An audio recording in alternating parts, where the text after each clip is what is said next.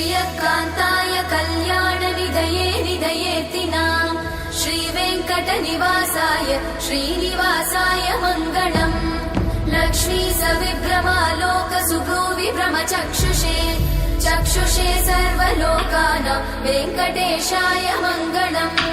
श्रीवेङ्कटाद्रिशृङ्गाग्रमङ्गलाभरणाङ्गये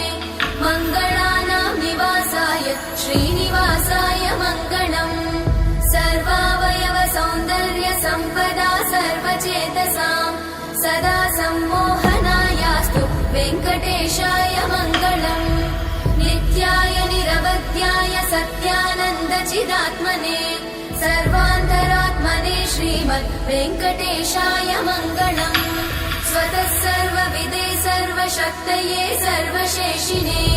सुलभाय सुशीलाय वेङ्कटेशाय मङ्गलम्।